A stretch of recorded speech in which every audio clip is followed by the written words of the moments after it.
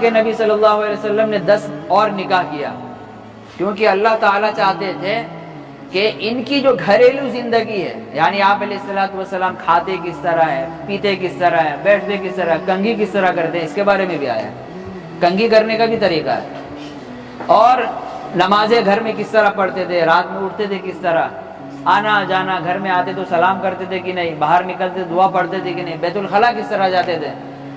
تو یہ سب بتاتا کون؟ گھر کی باتیں کون بتاتا ہے؟ اب گھر میں کوئی دوسرا آدمی تو دیکھنے نہیں آئے گا، ظاہر ہے جو گھر کی عورتیں ہیں وہی بتائیں گے. ماں باپ تو تھے نہیں، ماں باپ تو ہے ہی نہیں پہلے سے جو گھر میں رہیں گے اور گھر کی باتیں باہر پارسل کریں گے. ایک ہی ہے جو بیوی کی شکل میں جو عورت ہوگی وہی بتا سکتی ہے. تو اللہ کے نبی کو، اور اللہ تعالیٰ یہ چاہتے تھے کہ ہمارے نبی کی جو چیزیں ہیں اور جو طریقہ ہے وہ پوری دنیا کے اندر عام ہو جائے، اور بتانے والا وہی ہوگا جو اس کے گھر میں رہے گا. تو اس کے گھر میں بھی کون رہے گا؟ ماں باپ نہیں ہے تو بیوی رہے گی، بیوی. اور ایسے عورت کو رکھنا تو مشکل ہے، نامحرم عورت کو رکھنا تو مشکل ہے، کیسے رکھ سکتے ہیں؟ تو اس کی بیوی کی شکل میں ہی دی جا سکتی ہے. یہ چیزیں تھی، یہ وجہ تھی کہ اللہ کے نبی نے اپنے آخری وقت میں بیک ٹو بیک نکاح کیا، دھڑا دھڑ ایک کے بعد ایک نکاح کرنا شروع کیا. اور مزے کی بات یہ ہے کہ اس میں جتنی عورتیں آئیں 10 ان کے جانے کے بعد، حضرت خدیجہ کے جانے کے بعد، ساری کی ساری 9 عورتیں ایسی تھی جو بیوہ تھی، وہ بھی کنواری نہیں تھی، ورجن نہیں، بیوہ. اور ایک عورت ایسی تھی جو کنواری تھی، حضرت عائشہ رضی اللہ تعالیٰ عنہ. یہی صرف کنواری تھی، باقی ساری بیوہ تھی. کوئی صاحب اولاد ہے، کوئی طلاق یافتہ ہے، ان سب سے اللہ کے نبی نے نکاح کیا ہے. یہ ان یہودیوں کو، غیر مسلموں کو نہیں دکھتا ہے. دکھ گیا تو ایک دکھ گیا، باقی 9 اور 10 کو چھوڑ دیا، سائڈ پہ رکھ دیا. تو یہ ہمیں پتا ہونا چاہیے کہ نکاح کیوں ہوا. اسی طرح ایک سے زائد شادی جو کرتے ہیں، اس کے بارے میں قرآن کریم نے کہا ہے فَانْكِحُوا مَا طَابَ لَكُم مِّنَ النِّسَاءِ مَثْنَىٰ وَثُلَاثَ وَرُبَاعَ. پھر تم لوگ نکاح کرو 2 3 یا 4. آگے کہا اگر طاقت نہیں ہے بدن میں، مال میں، جسم میں، ہر ایک چیز میں، تو ایک سے زائد رکھنے کی اجازت ہی نہیں ہے. پھر وہ جرم ہے، ظلم ہے. وہ کیا ہے؟ ابھی جو قانون لاگو ہونے والا تھا، یونیفارم سول کوڈ، اس کے اندر سب سے پہلی چیز یہ تھی کہ ایک سے زائد شادی پہ پابندی. وہ پابندی تو قرآن نے پہلے سے لگا رکھی ہے. کہہ دیا کہ جو انصاف نہیں کر سکتا، وَإِنْ خِفْتُمْ أَلَّا تَعْدِلُوا فَوَاحِدًا، اگر تمہارے اندر خوف ہو کہ تم انصاف نہیں کر سکتے، ایک جیسا 2 کو 4 کو اور 3 کو نہیں رکھ سکتے ہو، جو کھانا اسے کھلا رہے وہ کھانا اسے نہیں دے سکتے، بھائی کوئی ضرورت نہیں ہے 4 کرنے کی اور 3 کرنے کی، ایک بے گزارا کرو. اور آج کے دور میں تو ایک سے زیادہ کے بعد میرا گمان یہ ہے کہ کرنا ہی نہیں چاہیے، کیونکہ وہی مشکل ہے. ایک ہی کو لے کے جھمیلا اتنا ہوتا ہے، جھگڑا اتنا ہوتا ہے، فون پہ فون، کال پہ کال، مقدمہ اور پنچایت، یہ وہ. تو پھر 2 لے کے آدمی تو پھر قبر میں چلا جائے گا.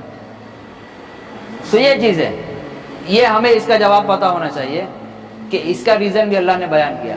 اور دوسری بات، جب اسلام شروع میں آیا تھا اس وقت صرف عرب کنٹری نہیں بلکہ عرب کے علاوہ مصر کہہ لیجئے، ملک شام، یورپ، امریکہ، جرمن، قسطنطنیہ، یہ جتنے بڑے بڑے ممالک تھے، ہر جگہ ایک سے زیادہ نکاح لوگ کرتے ہی تھے.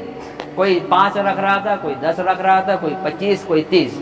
اور ہمارے نبی جتنے آئے ہیں 1 لاکھ کم و بیش 24 انبیاء علیہم السلام، ان میں سے اکثر کی تو اتنی بھی، حضرت سلیمان علیہ السلام جن کی حکومت ہواؤں کے اوپر تھی، جن کی حکومت پانیوں کے اوپر، ہوا کو اگر کہہ دیتے کہ یہ شخص کو اٹھا کے ہندوستان پہنچا دو، وہ ہوا اس کو اٹھا کے لے جاتا. پلین کی ضرورت نہیں، ایروپلین کی ضرورت نہیں، کوئی سواری نہیں چاہیے، نہ کوئی بھوکم، نہ کوئی طوفان. ان کی بات میں اور ان کی طاقت میں، ان کی حکومت میں اتنی طاقت تھی. ایسے آدمی، ان کے بارے میں آتا ہے کہ ان کی بیویاں کتنی تھی؟ 700 بیویاں تھیں. کتنی؟ 700. تو ایسے لوگ بھی دنیا میں گزرے ہیں جنہوں نے زیادہ رکھی. لیکن اس کے بعد اسلام نے جب دیکھا کہ بھائی حق تلفی ہو رہی ہے، عورتوں کو حقوق نہیں مل رہا، عورت کے حقوق کے اوپر بڑا زور ڈالا ہے اسلام نے. عورت کے حقوق کے اوپر کیونکہ عورت جو ہے یہی گھر کی تاج ہے، بادشاہت انہی کی ہے۔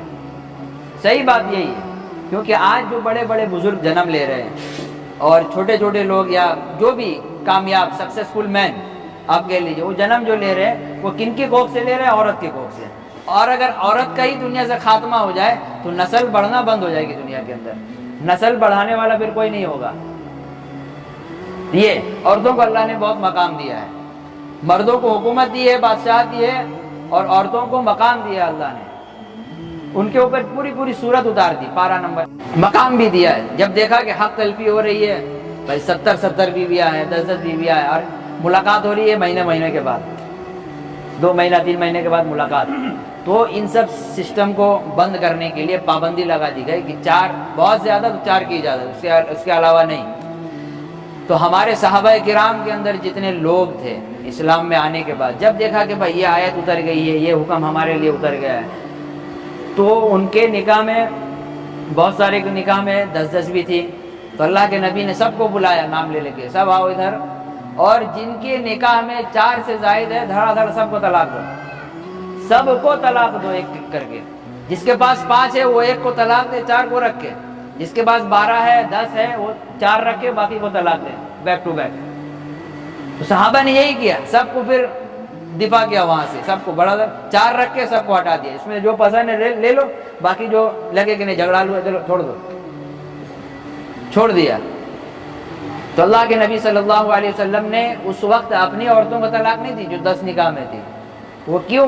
کیونکہ قرآن کریم میں اللہ نے کہا یا نساء النبی لستن کاحد من النساء، کہ اے نبی کی عورتیں تم دوسرے عورتوں کی طرح نہیں ہو، جس طرح عام عورتیں ہیں وہ تم ان کی طرح نہیں ہو۔ اگر تمہیں بھی یہ قانون کے اوپر عمل کرایا جائے، اگر اللہ کے نبی 4 رکھ کے باقیوں کو آزاد کر دے، چھوڑ دے، پھر تمہارا جو غم ہے وہ بہت زیادہ بڑھے گا، کیونکہ ایک تو اللہ کے نبی کی صحبت سے دور ہونا، اور دوسرا یہ کہ تم سے پھر کوئی نکاح نہیں کرے گا، یا تم کسی اور سے نکاح کے پھر یہ نہیں رہو، کیونکہ ان کا مقام الگ تھا، ان کے قریب کو بھی کوئی آتا نہیں، عزت احترام کی وجہ سے، عزت احترام کی وجہ سے۔ اسی لیے اللہ کے نبی نے پھر اپنے اوپر یہ کام نہیں کیا، اللہ نے ان کو الگ رکھا بالکل، اور باقیوں کو کہا کہ پھر چھوڑ دو۔ تو بات یہ چل رہی تھی کہ ہمیں ترجیح دینا ہے دینداری کو، ہمیں ترجیح دینا ہے دینداری کو، دینداری ہے اور باقی چیزیں ہیں تو بہت اچھی بات ہے۔